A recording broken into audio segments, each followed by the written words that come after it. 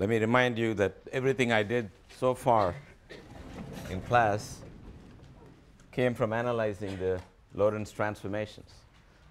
And you guys should be really on top of those two marvelous equations, because all the stuff we are doing is a consequence of that. I won't go over how we derive them, because I've done it more than once.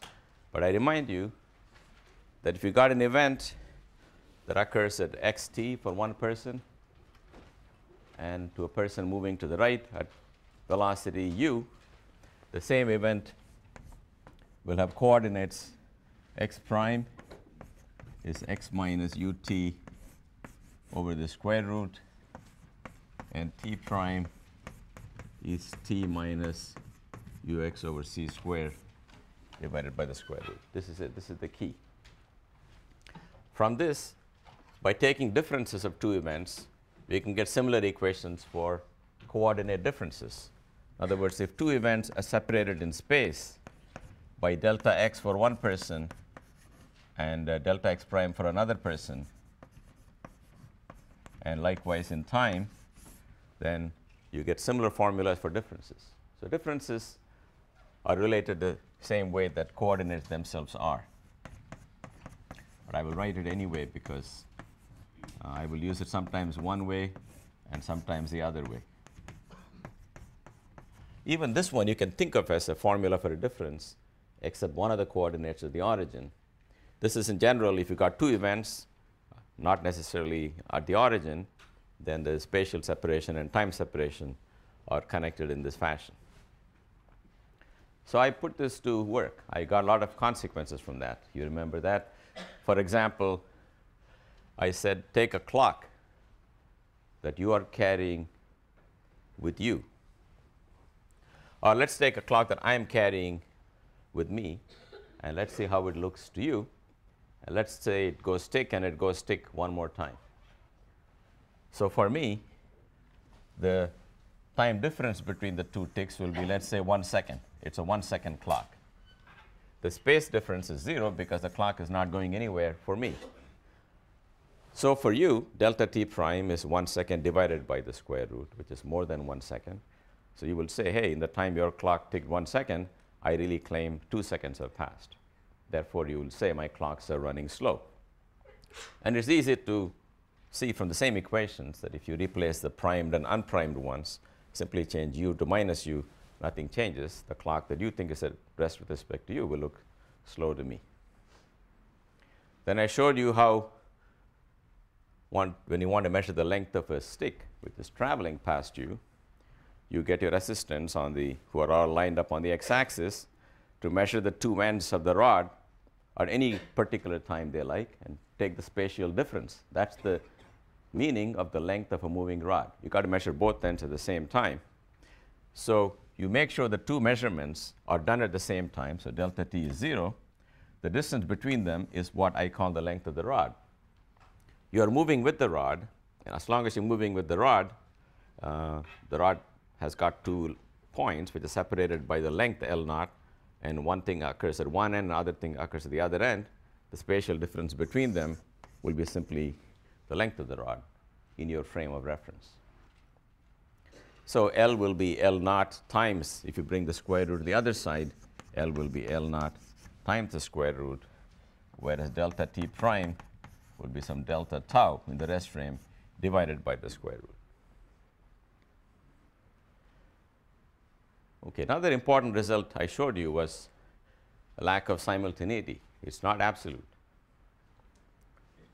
So I started with unfortunate example of twins born in Los Angeles and New York, and you guys were pointing out that no normal woman could do that except the one from your mama jokes. And your mama jokes, your mama is so big she can have a kid in New York. So I don't want to deal with such cosmological objects right now. So I will say, pick a better example. Two things happen, something here, something there, separated by distance. People cannot agree that they were simultaneous. Now you got to say, very surprising, people cannot agree on length difference between two events. For example, New York and Los Angeles are, what, 3,000 miles apart. We think you can move in a train, you can move in a plane. You all have to agree on the separation, but you don't. That's just a consequence of now the new relativity. In the old days, before I did relativity, I was taking just the good old x and y coordinates, and I said you can take a point, you can assign to it some coordinates x and y, then somebody comes along with a rotated axis, and no one seems to be troubled by the fact that the same point is now given a new set of coordinates by this new person. Or take a pair of points on this line. To that person in the rotated system, these events have the same y prime coordinate, because you see this is the y prime equal to 0 axis. They occur at the same y prime, but for me, they're not the same y coordinate, because that has that y coordinate, that has a different y coordinate. So we get fully used to the fact that having the same x coordinate for two events is not an absolute statement, depends on the frame of reference. Having the same y coordinate is also not absolute. But somehow, in the case of time, we used to think that time differences are absolute and spatial differences are absolute. And what we're learning is, no, they are just like the x and the y. OK. So I'm going to do one more thing with the Lorentz transformation, which is pretty interesting. Let's take this equation for time difference. Delta t prime is delta t minus u delta x over c squared divided by this. So let's take two events. First something happens, then something else happens. And delta t is the separation in time between them, t2 minus t1. And let's say t2 minus t1 is positive, so that t2, the second event, occurred after the first event, according to me. How about according to you? Well, delta t prime doesn't have to have the same sign as delta t, because you can subtract this number, u delta x over c squared, and delta x can be whatever you like. Therefore, you can find that delta t prime could be negative for you. Now, you got to understand that's a big deal. I say this happened first and that happened later, and you say, no, it happened the opposite way. Now, this can lead to serious logical contradictions, especially if event 1 is the cause of event 2. This is a standard example both in special and general relativity that people talk about. So event 1 is somebody's grandmother is born, and event 2, that person is born. So we say the birth of the kid takes place long after the birth of grandmother, according to me. What if in some other point of view, the kid is born, but the grandmother is not yet born, and somebody goes and assassinates the grandmother? This is, in fact, this is called killing the grandmother. These words are taken right out of textbooks.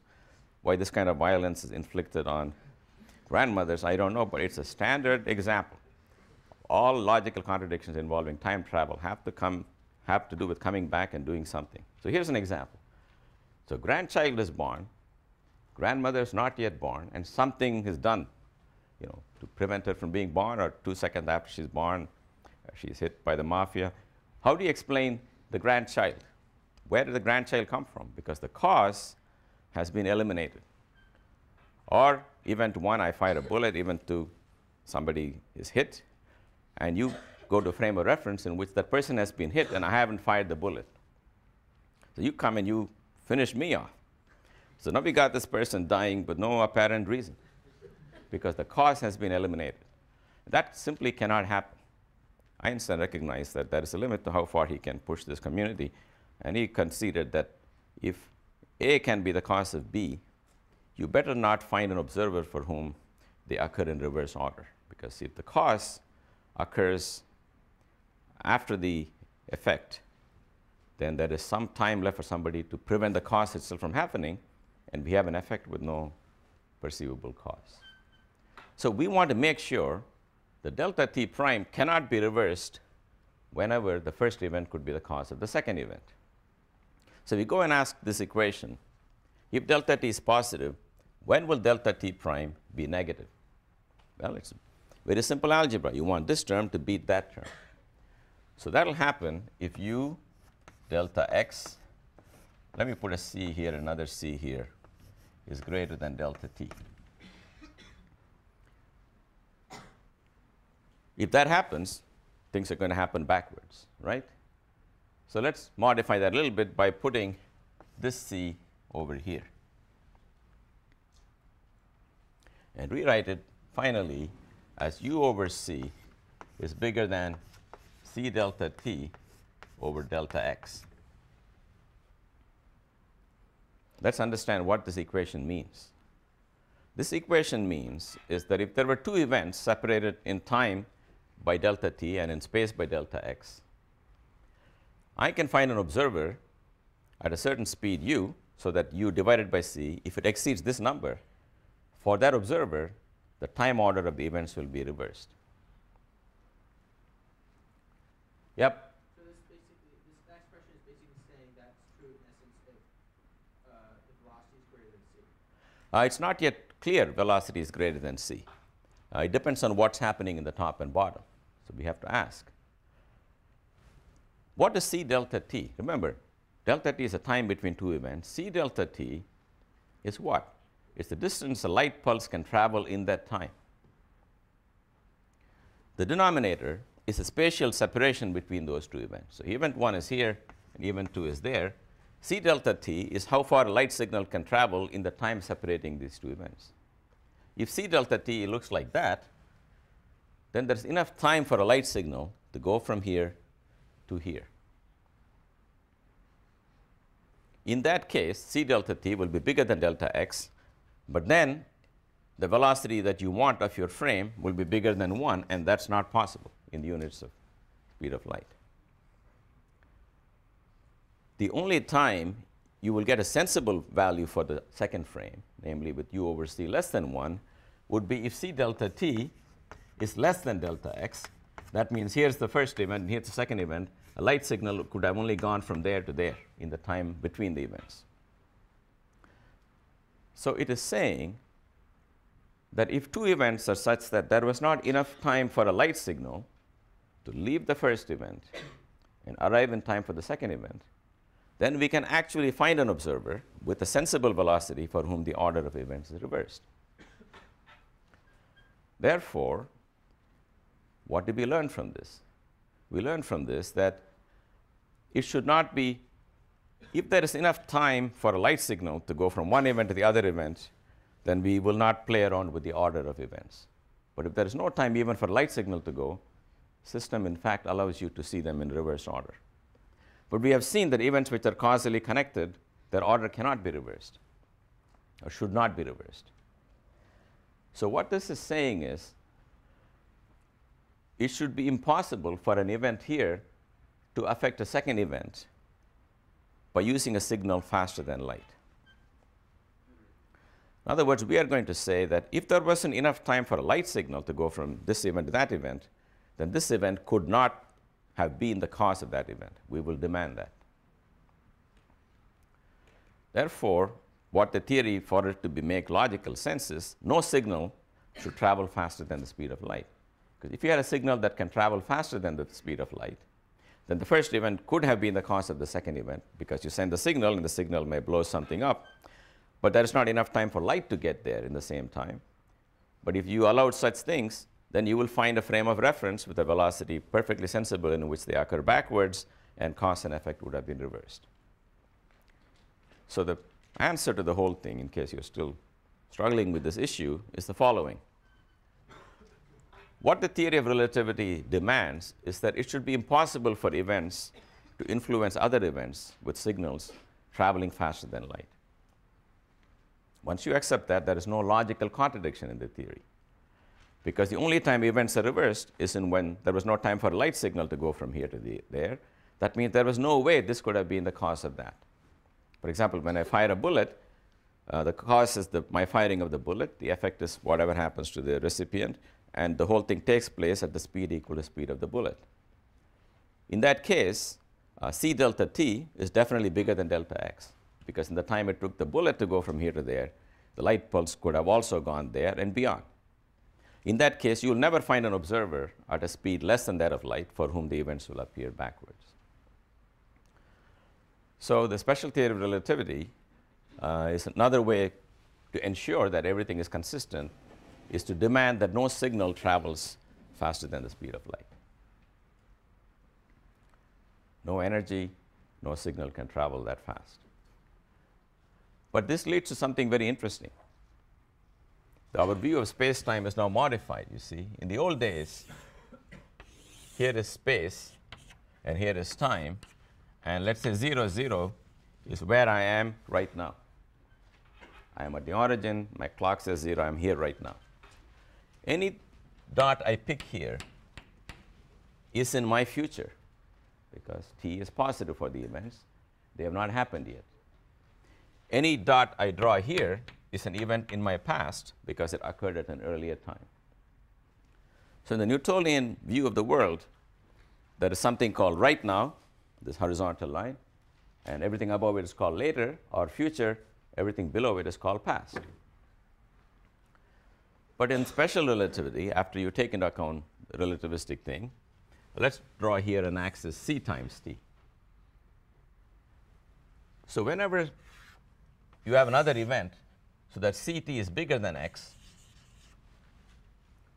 there is enough time for a light signal to go from here to here. That's the meaning of saying ct is bigger than x. This is the line ct equals x. This is the line ct bigger than x. This event is in the future of this event according to me, and also according to anybody else. In other words, delta t is positive for me, but if you go back to those equations, since c delta t is bigger than x, you will never find anybody who said this event occurred earlier than this event. Another way to understand it is, if I want to cause that event, suppose there is some explosion going off there, I send a signal that goes and makes that happen. That signal has to travel slower than light to get there. Therefore, it could have caused the event, and therefore, there's no screwing around with the order of that event. That is in my future, according to me and according to all observers. If you take an event here, so this is called, this whole event north of this 45-degree line is called the absolute future. By absolute, I mean future of me not only according to me, but according to all observers. For every observer, this will occur later than this. It won't be later by the same number of seconds, but it will be later. So the delta t between this event and this event is positive for me. It will be positive for all people. They will all agree this occurred after this. Therefore, the effect appeared before the cause. I'm sorry, the cause appeared before the effect. And it is not really necessary that this event be caused by this event. It's only necessary that it could have been caused by this event. Because not every event in the universe is caused by some other event. It can just simply happen. We have heard that. Stuff happens. So stuff happens here with no obvious cause. As long as this is in the future, according to me, by this definition, it's in the future according to all people. So this is called the future because you can affect it. For example, if I heard something terrible is going to happen at this point, I can send my guys to go over there and do something. They have to travel at a speed that is less than the speed of light, so they can affect it. These events are called the absolute past. What that means is any event here could have been the cause of what's happening to me right now. Because from that event, a signal can be sent to arrive where I am right now at a speed less than the speed of light. This line, which is called the light cone, is a borderline case where you can communicate from here to here using a light signal. So that's also considered as future. But what about an event here?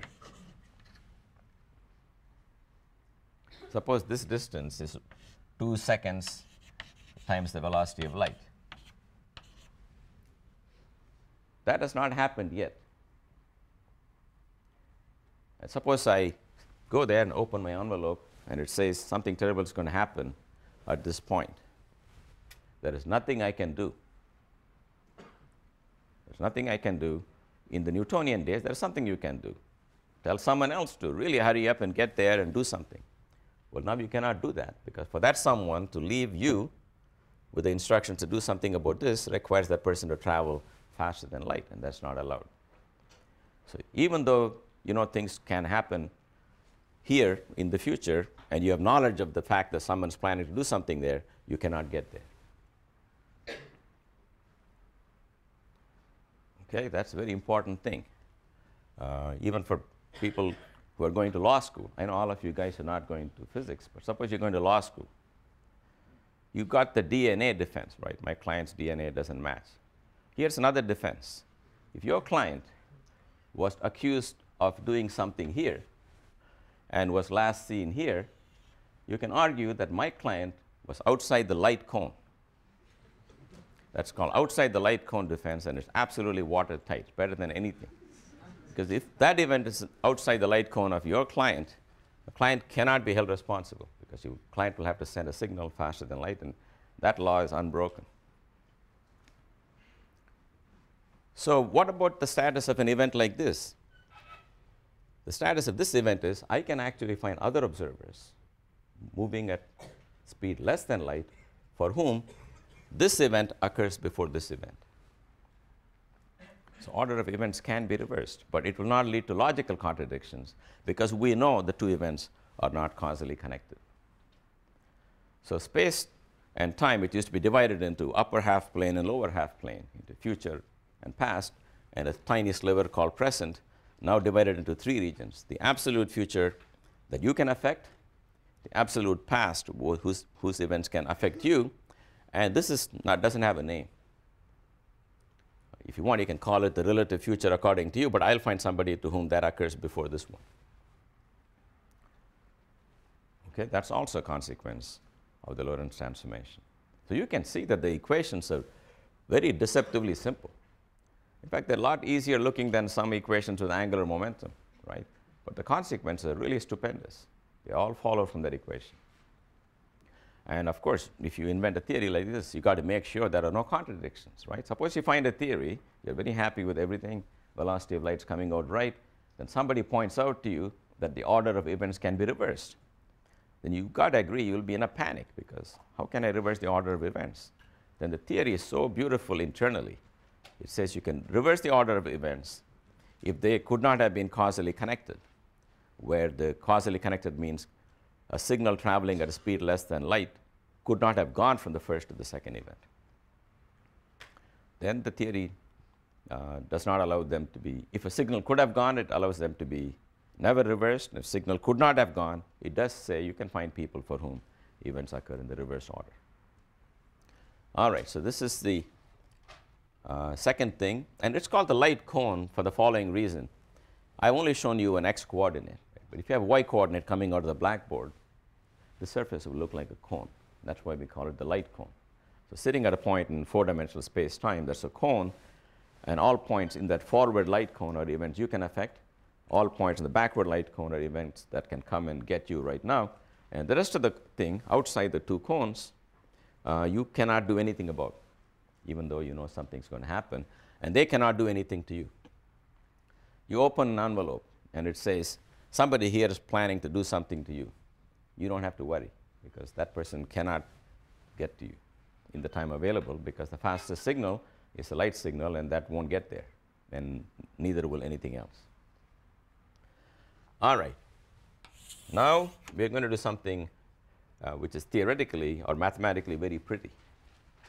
So for those of you who like mathematical elegance, this is certainly the best example I can offer you, because it is simple and also rather profound.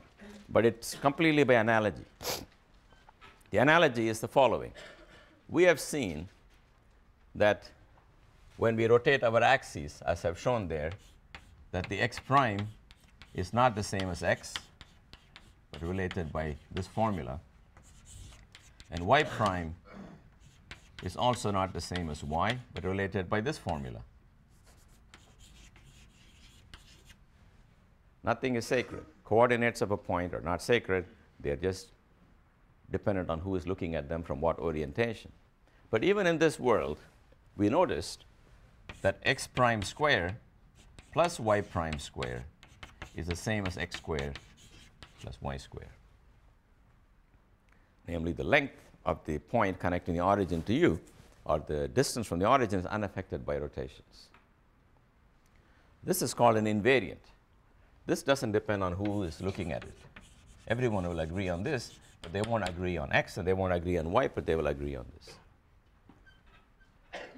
So it's reasonable to ask, in the relativistic case, where people cannot agree on time coordinate or space coordinate, maybe the square of the time and the square of the space will be the same for two people. One can ask that question. So when we look at that, we'll find out that that's not the case. T squared plus x squared is not invariant. But even before you do that, you should shudder at the prospect of writing something like this. Right? What's wrong with this? Good. So everyone's on top of the units game. So you cannot add t squared x squared. There's no way this can be anything. So we know how we have to fix that. We got to have either both coordinates in space-time measured with lengths or with time. The standard trick is to do the following. Let's introduce an object with two components. I'm going to call it capital X. The first component of that is going to be called x1. It's going to be called x0. The second is going to be called x1. x1 is just our familiar x. x0 is going to be essentially time, but multiplied by c. Why do I switch from t and x to 0 and 1? It is just that if you want to go back to more coordinates, if you want to bring back y and z, then I just mentioned for future use that in 4 dimensions, you really have x0, x1, x2, and x3. That is a shorthand for x0 and what you and I used to call the position r of a particle. It's just that in 1 dimension, the vector r becomes a number x, and I want to call the number as x1 because it's the first of the 3 coordinates. And if you're doing superstrings, you're going to have 10 coordinates. 1 will be x0, and the 9 will be spatial coordinates. So we like the numerical index rather than letters in the alphabet because you run out of letters, but you don't run out of these subscripts. So I'm writing it purposely in many ways because if you ever go read something or you're involved in a lab project or the group is studying something, you want to read the paper, people will refer to coordinates in space-time in many ways. Some will call it, some people like to write the x the following way: x1, x2, x3, x4, where x4 is ct. That's why you call that the 4th dimension. Well, it's still the 4th dimension, but you can either put it at the end of the first familiar 3 or at the beginning. So it's very common for people to use either notation. I'm just going to call it x0. So x0 is just time, okay, multiplied by c so that it has units of length. And multiplying by c doesn't do anything. Everybody agrees on what c is. So we will all multiply our time coordinates by c. All right. So let's ask the following question. What does the Lorentz transformation look like when I write it in terms of these numbers? So first take x prime is x minus ut divided by the famous square root. But t is not what I want. ct is what I want. So I fudge it as follows. I write it as x minus u over c times ct divided by 1 minus u squared over c squared. This I'm going to write as x is now called x1, and I'm going to introduce a new symbol beta here. And this guy is called x0 divided by 1 minus beta squared. But beta is universal convention for u over c. If all velocities are measured as a fraction of the velocity of light, then beta is a number between 0 and 1.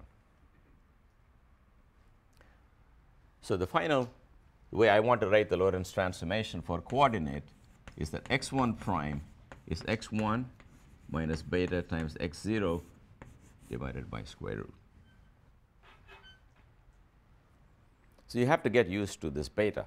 I mean, you're following nicely what I was saying in terms of velocity u, but you have to get used to this beta.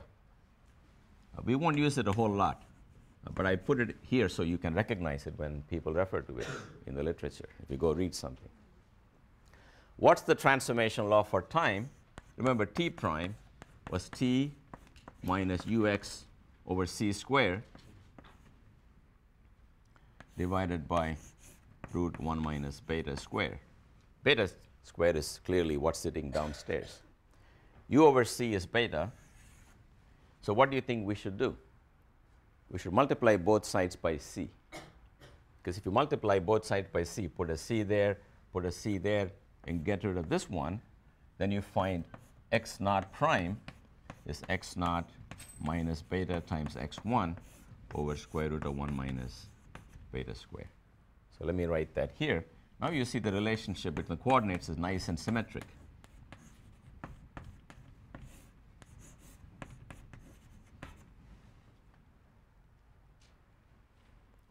If you write in terms of x and t, the coordinates transformation law is not quite symmetric. And that's because one has units of length and one has units of time.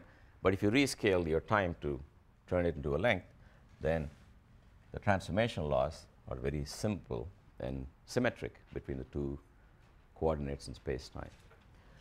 There are also the other coordinates, the y direction, x2 prime is x2, and in the z direction, x3 prime is x3. In other words, lengths perpendicular to the motion are something you can always agree on. One can talk about why that is true. Basically, what we're saying is, if you're zooming along and you drew a line that says y equal to 1, and originally we agreed on it, we will have to agree on it even when I start moving relative to you. Because you got your own line, and there's no reason your line should be above your line or below your line. If the lines originally agreed, there's no reason why my line then's above yours or your line's below mine, because by symmetry, there's no reason why one should be higher than the other. And the reason this is required is that the two lines, which last forever, can be compared anywhere you like. Unlike rods, which are running away from each other and cannot be compared, the line here, which says y equal to 3, has got to be y equal to 3 for both of us. So the transverse coordinates are not modified. Okay, so that's why I don't talk about them too much. All the interesting action is between any one coordinate along which motion is taking place and time.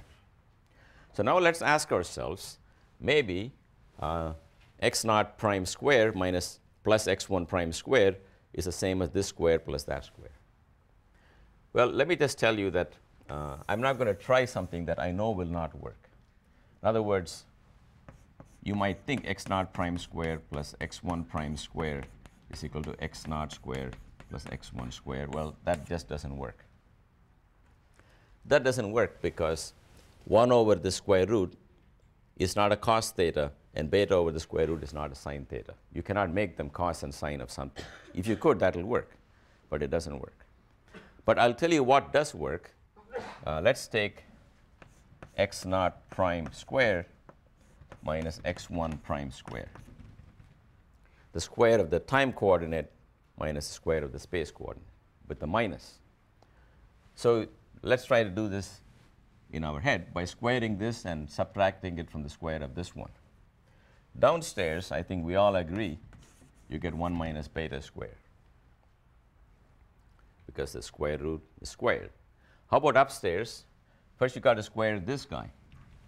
This guy will give you x naught square plus beta square x1 square minus 2 beta x naught x1. From that, I should subtract the square of x1 prime square. That'll give me minus x1 square minus beta square x naught square plus twice beta x naught x1.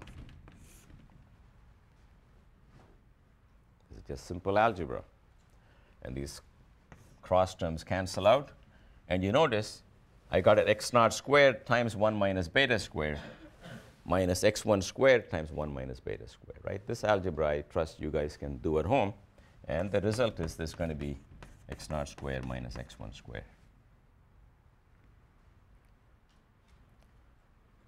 That's very nice.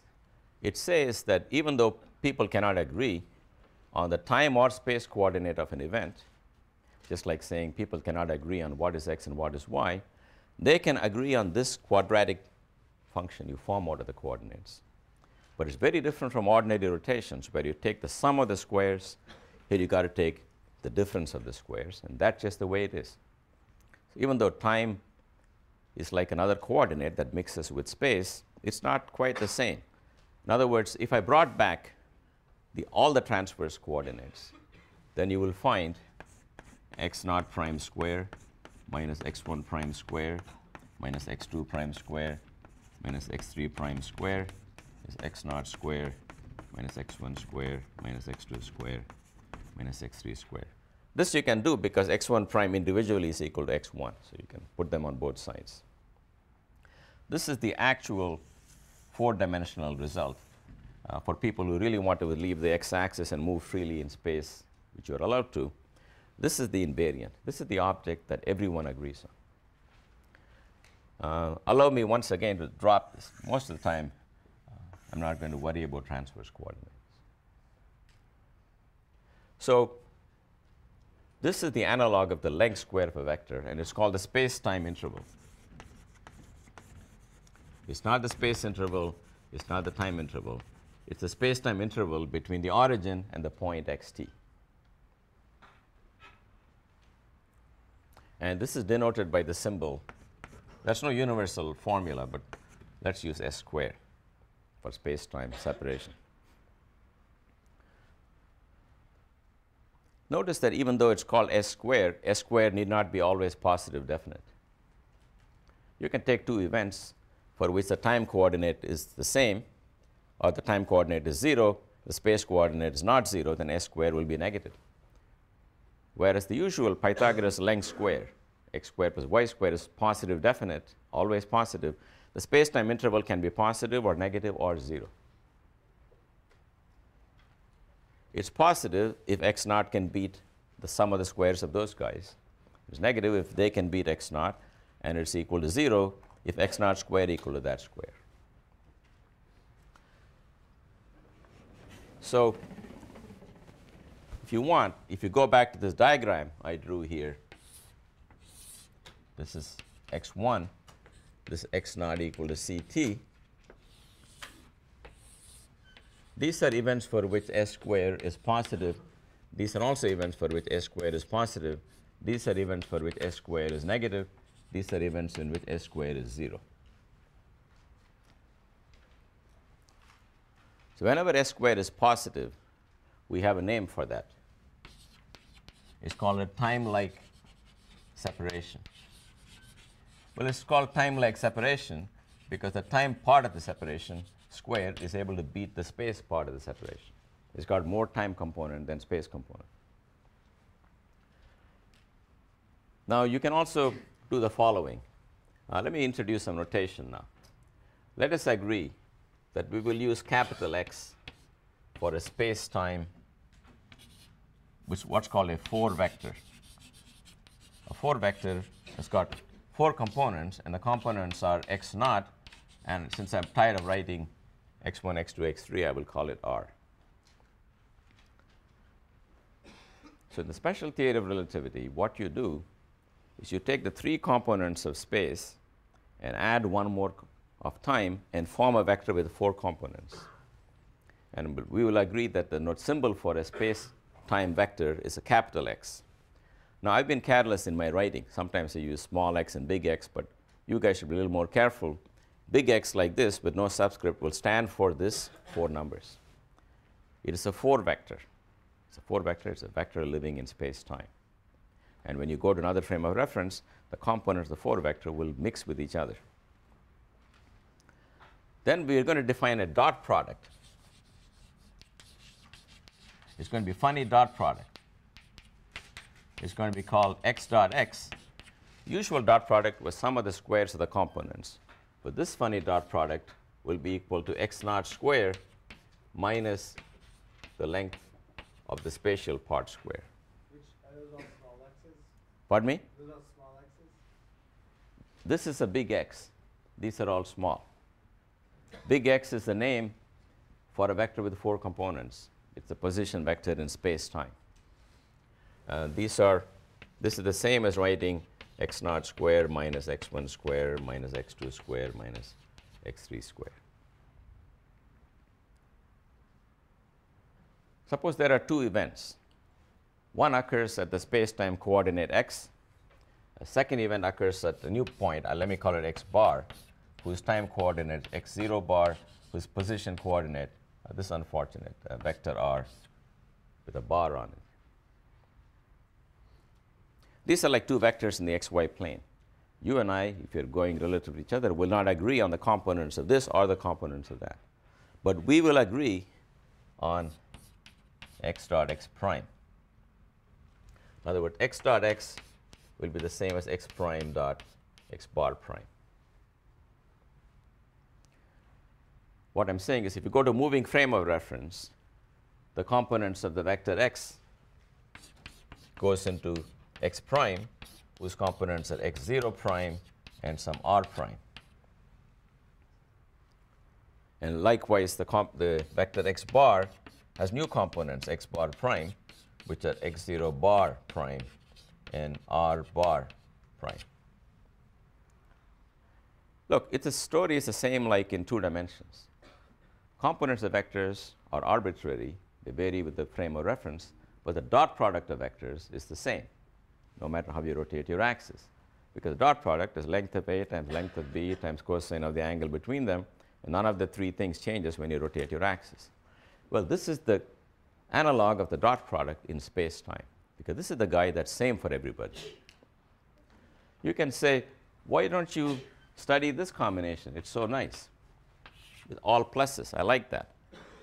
I don't study that because that combination is not special. If I have one value for the combination, you will have a different value for the combination. It has nothing privileged. It's the one with the minus signs in it that has the privileged role of playing the role of the dot product. So space-time is not Euclidean. Euclidean space is the space in which we live, and distance squared is the sum of the squares of all the coordinates. So it's a pseudo-Euclidean space in which to find the invariant length, you got to square some components and subtract from them the square of some other components.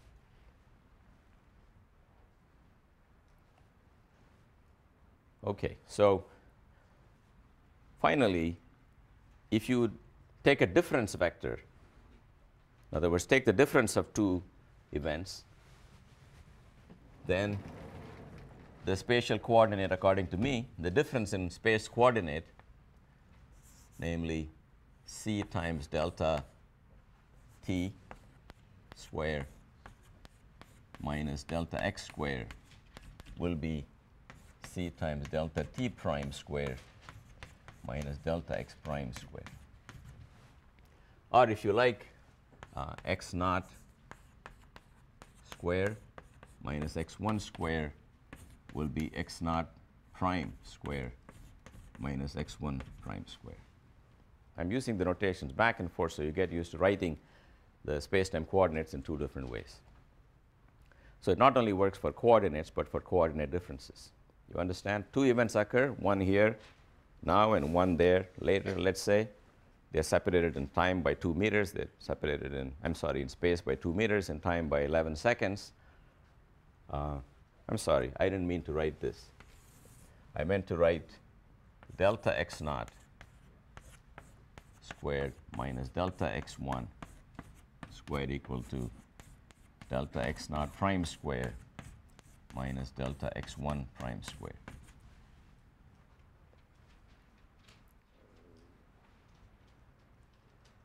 So do you guys follow the meaning of this statement? Most things are relative. Distance between events, relative. Time interval between events, relative. But this combination somehow is invariant. Everybody agrees on what it is. Okay. Now we are going to understand the space-time interval. Delta S squared is a name for a small or a space-time interval formed out of differences. Now we are going to apply this to the following problem. I'm going to give you a feeling for what space-time interval means when applied to the study of a single particle. So previously, delta x and delta t were separations between two random, unrelated events or arbitrary events. But now I want you to consider the following event. Here is a particle in space-time, and it moves there. This is where it is in the beginning. That's where it is at the end. So now I want delta x to be distance particle travels. And I want delta t to be the time in which it did this.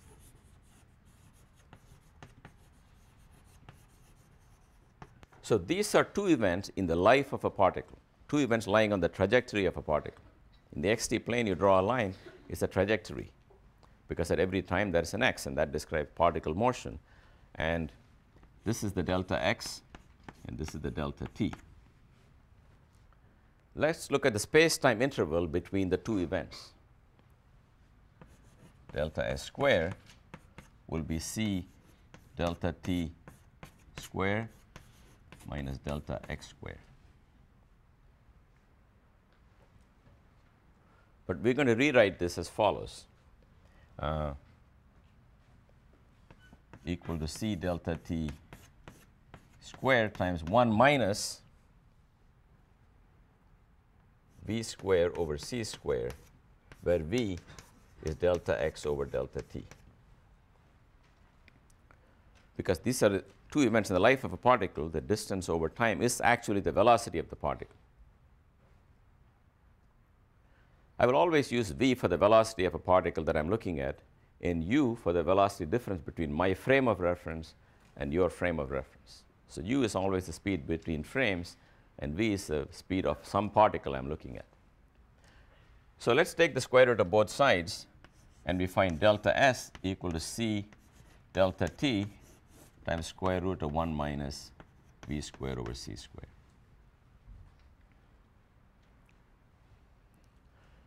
So the space-time interval between two events in the life of a particle is c times the time difference times this factor.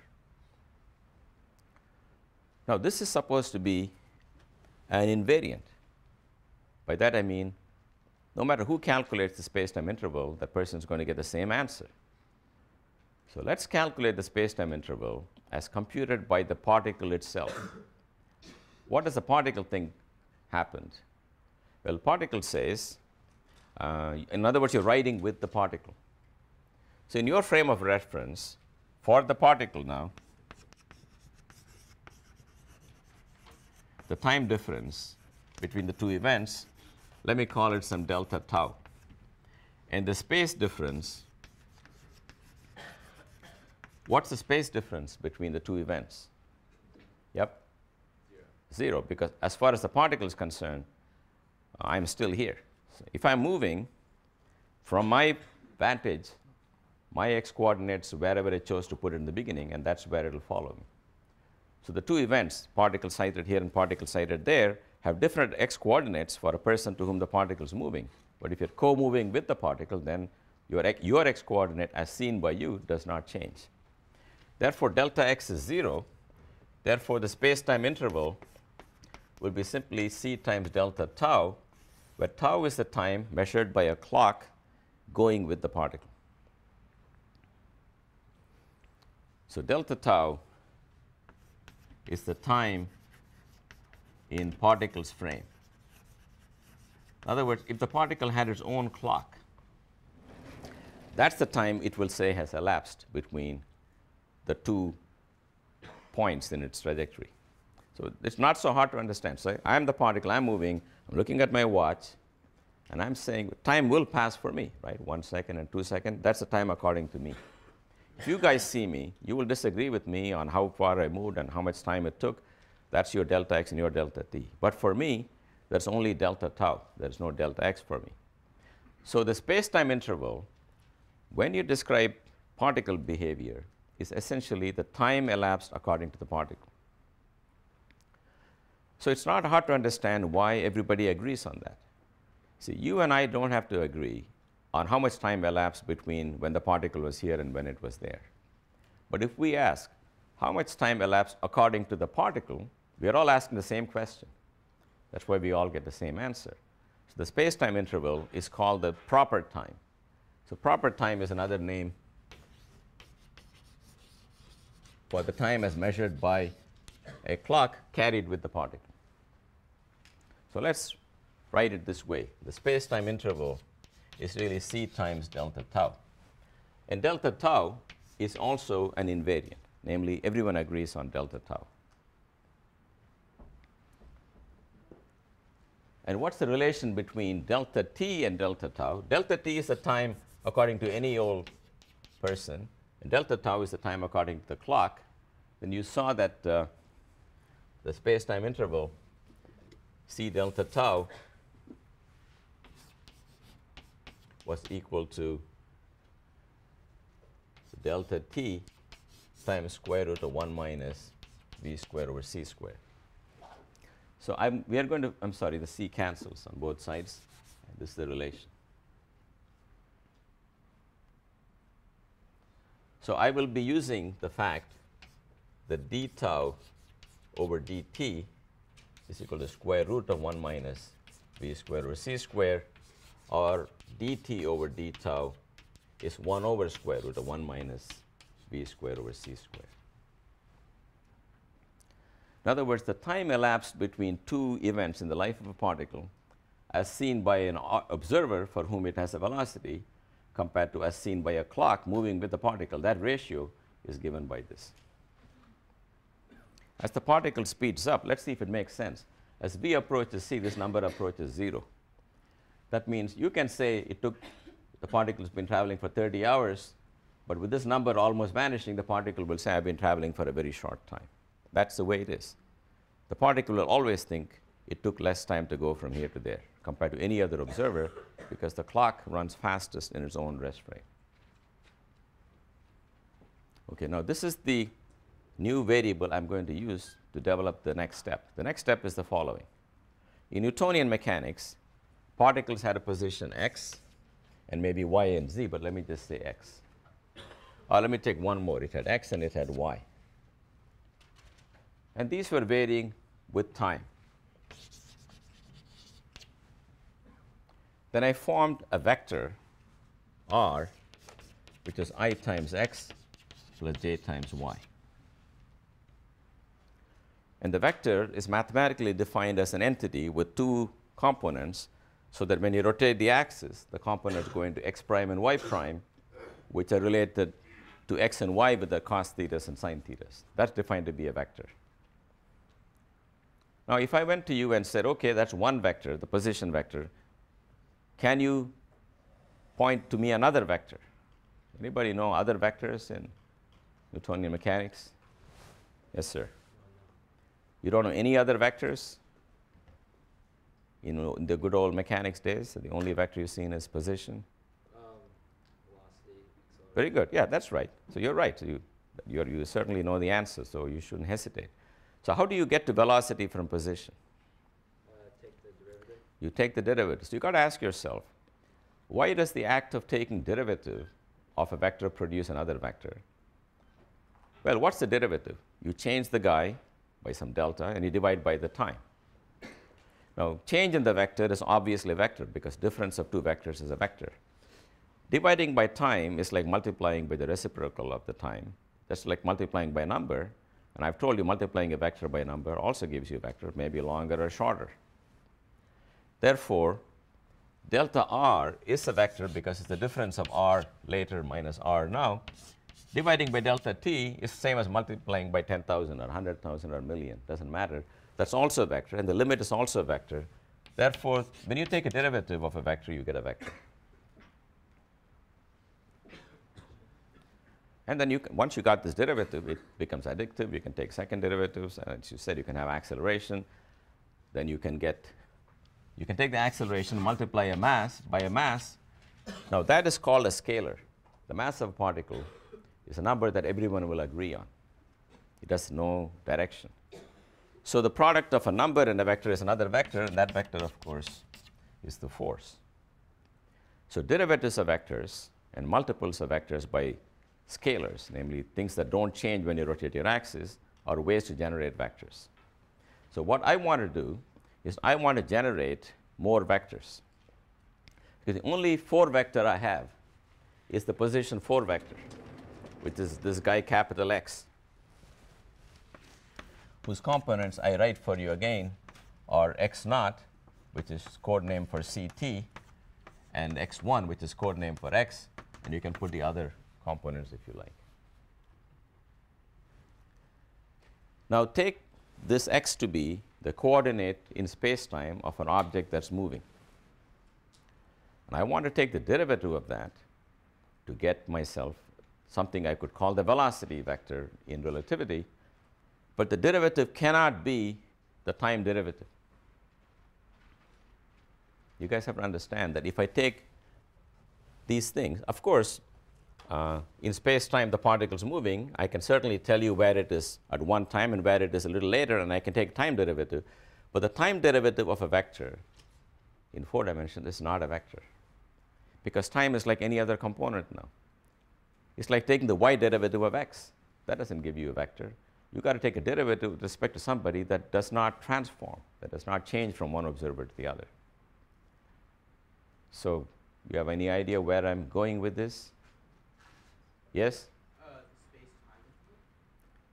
Pardon me? Do you like do derivative with respect to the space-time interval? Yes. Or you can take derivative with respect to the time as measured by the clock moving with the particle. So you can take the tau derivative. In other words, let the particle move by some amount delta x, namely delta x naught, delta x1, delta x2, etc. That difference will also transform like a vector. We have seen many, many times differences in coordinate transform like a vector. Divided by this guy now, which is the time according to a clock moving with the particle. Everybody agrees on that, because we're not asking how much time elapsed according to you or according to me. We are going to quarrel about that indefinitely. We are asking how much time passed according to the particle itself. Then no matter who computes the time, you will get the same answer, and that's what you want to divide it by. So I'm going to form a new quantity called velocity, which is the derivative of this with respect to tau. Then I'm going to use the chain rule and write it as dx dt times dt d tau. That becomes then 1 over 1 minus v squared over c squared times dx naught dt, dx1 dt, dx2 dt, etc.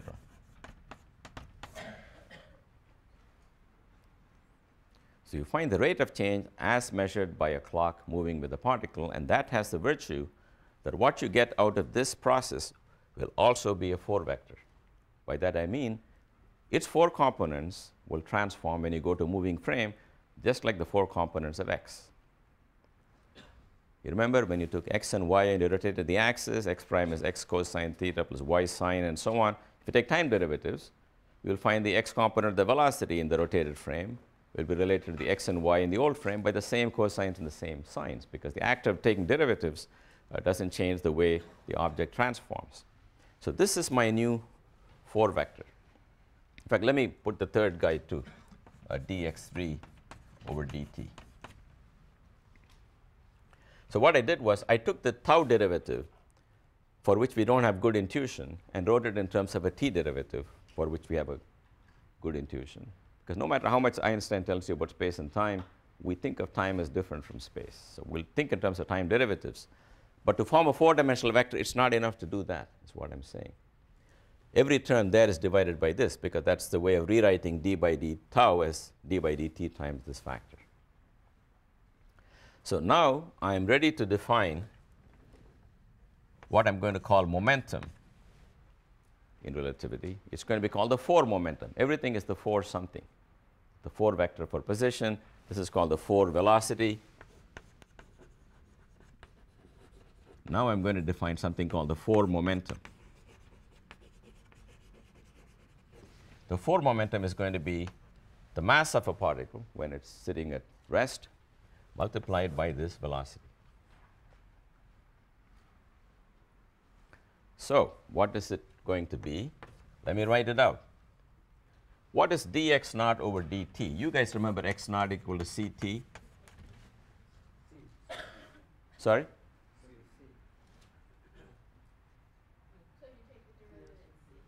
x naught was ct, and dx naught over dt will be equal to c. You're right. If that's what you were saying, I agree with you. Yes. So this is a vector m0 c over 1 minus v squared over c squared. Then the other guy, other component, let me write simply as m0 times the familiar velocity times 1 minus v squared over c squared. If you wanted to keep the x, y, and z velocities, you can keep them as a vector, or if you just want to live in 2 dimensions, one space and one time, drop the arrow. So we have manufactured now a new beast. It's got 4 components. What is it? I modeled it after the old momentum. I took the mass and I multiplied by what is going to pass for velocity in my new world, and I got this creature with 4 parts. You've got to understand what the 4 parts mean. It's got a part that looks like an ordinary vector, and it's got a part that has no vectors in it. Completely in analogy with the fact that x had a part that looked like a vector, namely the 3 spatial components, and a part that in the old days was called a scalar because it didn't transform. But of course, in the new world, everything got mixed up. We got to know who this is, and we have to know who this is. So I want to show you what they are.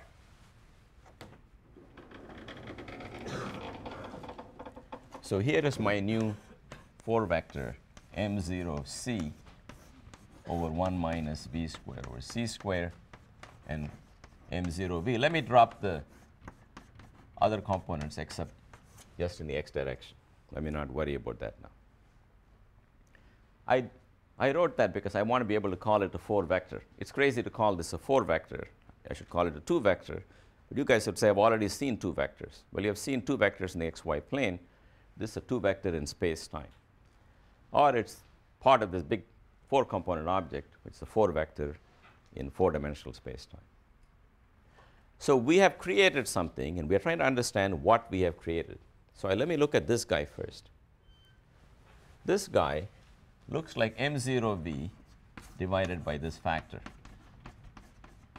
I don't know what it stands for, but I say, well, relativistic physics should reduce to Newtonian physics when I look at slowly moving objects.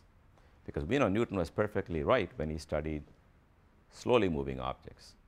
If I go to a slowly moving object, so v over c becomes negligible, I drop that, and that becomes mv. I know that's the old momentum. So this guy is just the old momentum properly corrected for relativistic theories. So this quantity here deserves to be called momentum. Little p, you can put an arrow on it if you want to keep the 3 components, or don't put an arrow. So that of that 4 vector, the 3 components are just momentum, but not defined in the old way. It's not m naught v. It's m naught divided by this. So the momentum of a particle is very interesting in relativity. Even though nothing can go faster than light, that doesn't mean the momentum has an upper limit m0 times c. Because the momentum is not mass times velocity, mass divided by this crazy factor. So as you approach the speed of light, as v approaches c, the denominator is very close to 0. This number can become as big as you like. So why are people building bigger and bigger accelerators? If you ask them how fast is your particle moving, for everybody in Fermilab, in CERN, it's all close to the velocity of light. It's 99.9999, and the other person has a few more 9s. Nothing is impressive when you look at velocity. But when you look at the momentum, it makes a big difference how much of the 1 you have subtracted in the bottom. If you only got a difference in the 19th decimal place, well, you got a huge momentum. So particles have limited velocity in relativity, but unlimited momentum. It also means to speed up this particle, it's going to take more and more force as it picks up speed. In other words, you'll be pushing it like crazy. It won't pick up speed, but its momentum will be going up.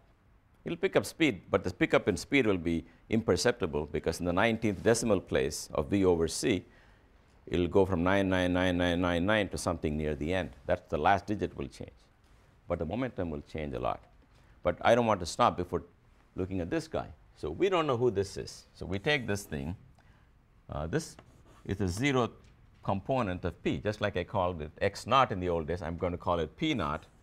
P naught was m0c, divided by 1 minus v squared over c squared. So I don't know what to make of this guy either. If I put v equal to 0, I get m0 c. That looks like the mass of a particle, but I have no idea.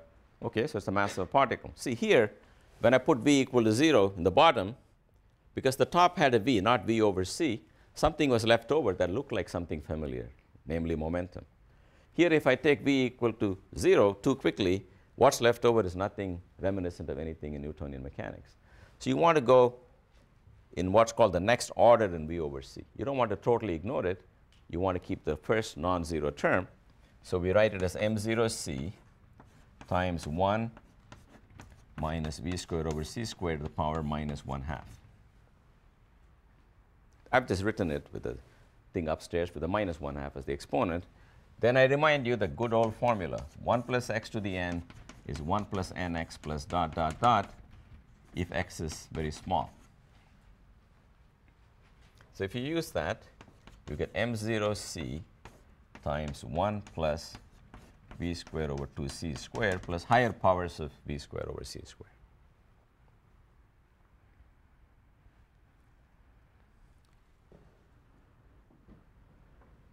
So what are these terms coming out? Well, there's the first term for which I have absolutely no intuition. The second term looks like 1/2 mv squared divided by c. So for the first time, I see something familiar. I see the good old kinetic energy, but not quite, because I have this number c here.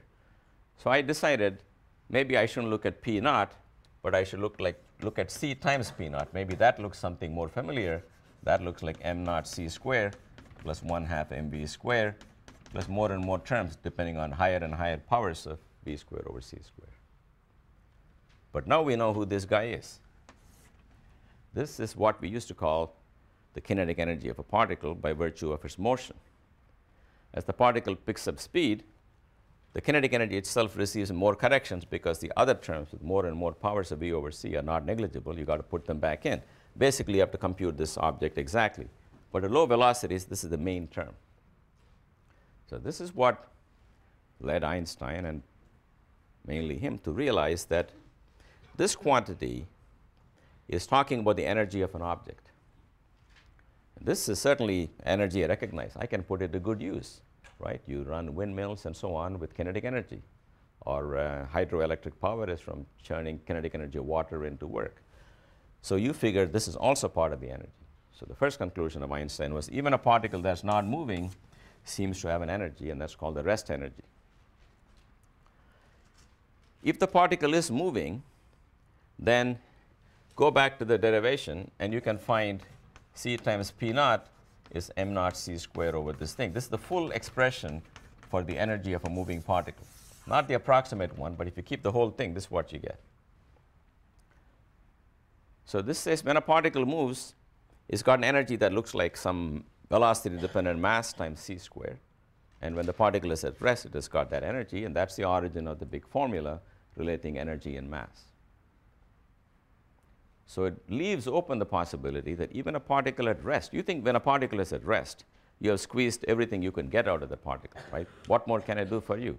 You gave it all it's got and it stopped. Well, according to Einstein, there is a lot of fun left. You can do something more if there's a way to destroy this. So in his theory, he doesn't tell you how you should do that. But he did point out that if you can get rid of the mass, because it was energy, some other form of energy must take its place by the law of conservation of energy. So that's how all the nuclear reactions work. In nuclear reactions, you can take two parts, like two hydrogen atoms, hydrogen nuclei. You can fuse them into helium, and you will find the helium's mass is less than the mass of the two parts. So there is some energy missing, some mass missing. That means some energy is missing. That's the energy released in fusion. Or you can take uranium nucleus and give it a tap and break it up into barium and krypton and some neutrons, and you will find the fragments together have a mass less than the parent. And the missing mass times c squared is the energy of the reaction that comes out in the kinetic energy of the fast-moving particles. So Einstein is wrongly called the father of the bomb because this is as far as he went.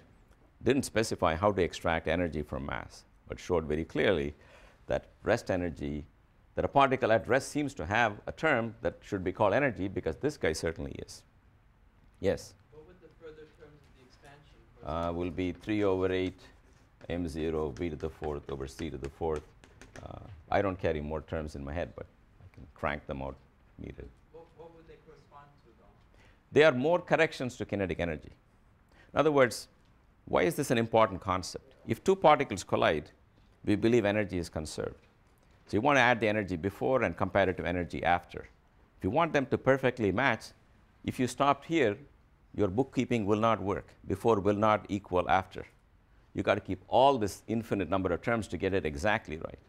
But if you're satisfied to 1 part in a million or something, maybe that's as many terms as are needed. And at very low velocities, you don't even need that, because this is never changing in a collision. Every particle has a rest mass. This is what we balanced when we collided. Remember, we collided blocks and we balanced the kinetic energy. Actually, that energy is there in every block, but it's not changing. It's canceling out in the before and after. So unless the two blocks annihilated and disappeared, then you really have something interesting. But you don't have that in the Newtonian physics. Okay, so I should tell you that I've given you guys 2 more problems, one of which is optional. You don't have to do that, but it's a very interesting problem. And I want you to think about it, because it's a problem where there's 2 rockets headed towards each other, both of the same length, say 1 meter. And this guy thinks he is at rest, and the second rocket is zooming past him like this. When the tail of this rocket passes the tip of this, he sends out a little torpedo aimed at this one. Clearly, it doesn't do any harm. But look at it from the point of view of this person. This person says, well, I'm a big rocket. I'm moving like this. And then when my tail met the tip of this rocket, he sent out an explosive, which would certainly hit me down here. So the question is, does this upper rocket get attacked? Does it get hit by the lower one or not? From one point of view, you miss. The other point of view, when you expand this one and shrink this one, you definitely got to hit. So you got to ask, I mean, do you get hit or don't get hit? You cannot have 2 answers to one question. So I've given the problem, I've given you a lot of hints. And I think even though it's optional, if you do that problem, you've got nothing to fear. Okay? It'll give you good practice on how to think clearly about any number of these problems. And I've given you enough hints on how to do that.